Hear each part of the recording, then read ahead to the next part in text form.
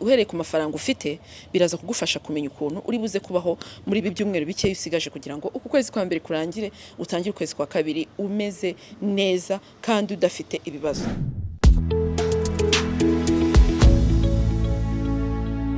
Hey guys, nagarutse sasa. Ni mu kwa mbere ndimo ndaseka cyane, ubu hari umuntu ushaka kumbonye akatavuga ariko se nkawe uri muraseka iki ko abantu bakinnye. Nibyo koko abantu barakinnye, ariko ndakuzanira igisubizo uyu munsi. Nje kukubwira uburyo ugiye guhangana no ku kwezi kwa mbere kandi ukagutsinda malgré yuko waba uri broke. I know abantu benshi bari broke, ariko ntago bisobanuye yuko utazabaho. Ukwezi kwa mbere kuzarangira kandi uzabona amafaranga, utangira ukwezi kwa kabiri umeze neza. Uratangira ukwezi kwa kabiri gute rero n'ukwa mbere utarakurangiza? Uyu munsi tugiye kurebera hamwe ibintu ugomba kuzirikana gukora muri uku kwezi kwa mbere, kabone nubwo rwose ukennye, kabone nubwo nta mafaranga ufite. Sasa rero ikintu cya mbere banza wiyakire. Byarabayeho mu kwezi kwa 12 waspendinze amafaranga menshi, warasohotse, waguriye abajama, waguze ibintu utarukeneye, yewe wapfushije usa amafaranga. Usigaye mu kwezi kwa mbere ufite ubusa. Ariko ntago bisobanuye ko unanirwa kubaho. Banza wakire ko ukennye, wakire ko nta mafaranga ufite. None numara kubyakira ubone gutekereza ikindi kintu. Urabyakira gute? Jya kuri ya bank account yawe ureba amafaranga usigaye. Uzi ko ngubu ushaka gusanga tugeze ku itariki 10 mu kwezi kwa mbere, ariko ugasanga Delphine natinye gufungura bank account yanjye ngo ndebe balance. Sinzi rero niba nawe ari uko ngukomeze watinye kureba mu moyo ngo urebe balance iriho. Uratinyira iki ko ibintu wakoze ubizi neza? Si wishimye? Niba utaranishimye nyine bikaba byarakubayeho nuko nguko. Birashoboka ko waranagize n'ibibazo. Niba uri n'umubyeyi ukaba warishyira umwana minerval ukavuga ati nta mafaranga mfite, byakire. Nta mafaranga ufite ni ukwezi kwa mbere uri broke, ariko ntago bisobanuye ko utagomba kubaho kandi neza. Urabaho neza gute rero? Nyuma yuko umaze kureba kuri bank account yawe, kuri momo yawe n'ahandi hose ubika amafaranga ukamenya umubare w'amafaranga ufite, uretse ukurikizaho ikintu kijyanye na budget. Mfite ibihumbi 25 sigaje ibyumweru bitatu kugira ngo kwezi kwa mbere kurangire. Ndabikoresha gute muri uku kwezi kugira ngo mbashe kubaho? Nzongera guhembwa iki gihe kiniki, nzongera kubona amafaranga iki gihe kiniki, nzongera gucuruza mbona amafaranga igihe kiniki. Biragusaba kubanza ukavuga ati muri bya 25, 50, 100, 200 cyangwa se ubusa mfite ndaza kubaho gute? Ubipangire. Numara gukora budget uhereye ku mafaranga ufite biraza kugufasha kumenya ukuntu uri buze kubaho muri ibi byumweru bike usigaje kugira ngo uku kwezi kwa mbere kurangire utangire ukwezi kwa kabiri umeze neza kandi udafite ibibazo. Ikindi kintu ugiye guhita ukurikizaho rero, fata umwanya ikayi n'ikaramu ulisting umubare w'abantu ufite imyenda. Birashoboka yuko wari uzi ko icyo kintu ndi bukibagirwe, ntago nakibagiwe. Burya abantu benshi bigera mu kwezi kwa mbere bafite ikibazo cy'imyenda. Wenda wagujije amafaranga kugira ngo ushyire minerval y'umwana wawe, wenda wagujije amafaranga kugira ngo utange amafaranga mu kimina kuko amafaranga y'ikimina warayariye, wenda wagujije amafaranga kugira ngo ubashe kugurira abajama no having a fun mu bihe bya Noheli na Bonane, wenda wanagujije amafaranga kugira ngo wakine inshuti n'abavandimwe cyangwa wigurire n'utuntu twawe ukeneye. Ariko ntago bigomba kugarukiraho. Andika umubare w'abantu bose ufitiye amafaranga, umuntu umwe ku wundi. Numara kubandika wifate uvuga uti uyu nguyu mufitiye ibihumbi 10, uyu mufitiye 20, uyu mufitiye 100, nzayamwishyura tariki iyi ni. None nubilistinga nkukoze kalendari bizagufasha kugira ngo umenye igihe cyo kwishyura. Ariko ntibinagarukiraho. Abo bantu bandikira babwiye ati rero nkurikije imibare nakoze nasanze nzakwishyura igihe kiniki. Bityo nawe bizagufasha gutuza mu mutima, noneho ujye umenya ko uzajya ugenda wishyura iyo myenda gake gakeya kandi ntiwishyireho urusyo utabashije kwikorera. Niba uzi neza yuko utabona amafaranga yo kubishyura mu kwezi kwa mbere, babwiza ukuri.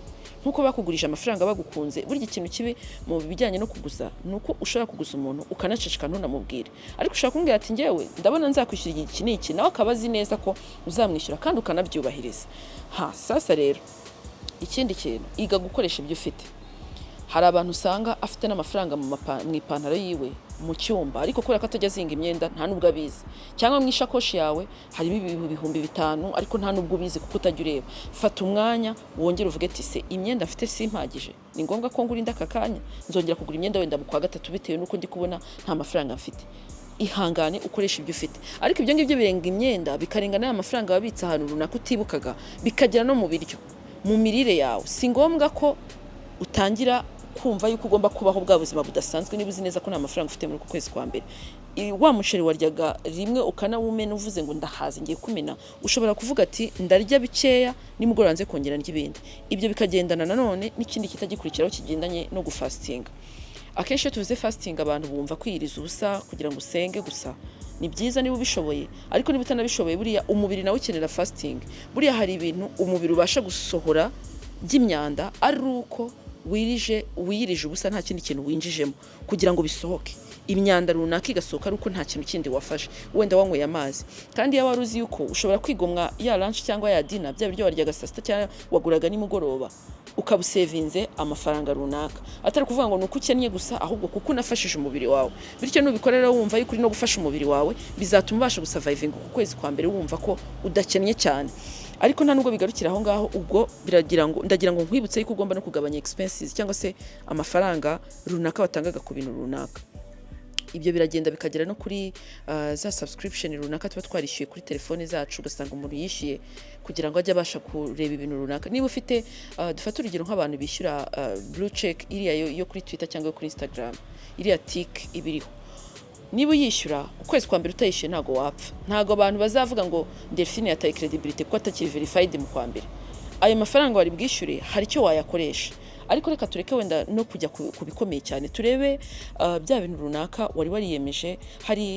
Hari ikintu bita ngo meatless Monday, aho abantu bafata umwanzuro wo kutarya inyama ku wa mbere, akiyemeza. Burya ngo ubushakashatsi bugaragaza ko abantu benshi burya ngo bakunda kuba bari burya inyama ku wa mbere. Ugasanga umuntu aguze inyama ku cyumweru kugira ngo ku wa mbere azaba akirya inyama, atangire icyumweru arya inyama. Ariko nanone kuba wareka kurya inyama ku wa mbere bizagufasha gukomeza icyumweru, bityo uzazitekereze kuzirya nko ku wa kane. Aho ndabwira b'abadamu bo mu rugo n'abagabo bo mu rugo, niba uzi neza yuko ushobora kwigomwa kurya umubare wa inyama waryaga mu cyumweru, kavuga ati noneho reka mfate icyumweru cyo kutarya inyama, ese uzapfa?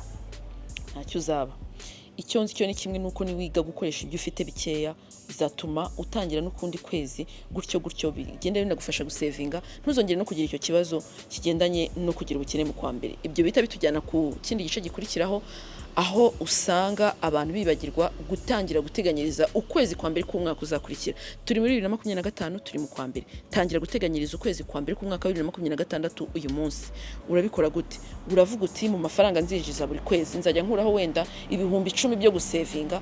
Nushaka ufungure aka account runaka cyangwa se ufate amafaranga ugiye shyira kuri Mokash. Uvuga uti ngewe ndiyemeje ibihumbi 10 buri kwezi nibyo nzajya nsevinga, bizamfasha mu kwezi kwa mbere gutaha. Ubwo bivuze ngo mu kwezi kwa mbere k'umwaka utaha uzaba ufite ibihumbi 120 uzakoresha mu mwaka ukurikiye mu kwa mbere gusa, kugira ngo bigufashe kuko umaze kubona kugira ibibazo byo gukena mu kwezi kwa mbere. Hanyuma icyanyuma dusoza, wikabya rwose. Birumvikana urakennye, birumvikana ufite ibibazo, ariko wirengera ngo utangire abantu bose ndakennye. Umuntu nakubwira ati duhure tuganire, aho kugira mu geti wenda ngo inusange mu rugo ndakennye sinahura nawe. Umuntu nakubwira ati hari akaraka runaka, umubwire ati ngiye kuguca amafaranga, umuce amafaranga y'umurengera ngo kuko ukennye. Oya, wikabya rwose. Ibintu byose bishyire mu murongo. Fata uku kwezi nk'ukwezi gusanzwe, ubyakire yuko wowe ubizi mutima wawe ko udafite amafaranga, ariko umenye neza ko ugomba kubipangira witonze, ariko wirengera ngo ukabye urenze urugero. Abantu bajye bakubona bavuga ngo yego ko mana yanjye ngo runaka muramuzi ngo mu kwezi kwa mbere guza umushiha bafite ngo aha ngo nabyibagiye ngo ni mu kwa mbere. Abantu usange barakumenyereye kubera ukuntu uba umeze mu kwezi kwa mbere. Ibi rero ni ibintu bizagufasha gusurviving ku kwezi kwa mbere. Nubikurikiza byose ndakubwiza ukuri nta nubwo uzamenya igihe ukwezi kwa kabiri kugereye. Ariko niba nawe wumva hari tips runaka ufite wadusangiza, umwanya n'uwawe, urubuga n'urwawe. Muri comments watwandikiramo, ndetse ushobora no kutwandikira ku mbuga nkoranyambaga zindi zitandukanye, ukankurikira wifashishije amazina yanjye Delphine Umuhoza, Instagram, Twitter, Facebook ndetse na TikTok na YouTube. Aho hose ndiho, wanyandikira inbox nagukurikirana kandi twaba turi kumwe. Ndetse ukeneye n'inama zindi zihariye, inbox rwose amarembo arakinguye. Ndagushimiye cyane ko wafashe umwanya wo gukurikira iki kiganiro. Ibindi ndizera neza ko biri bugende neza, kandi ndakwifuriza gukomeza kugubwa neza. Ciao ciao.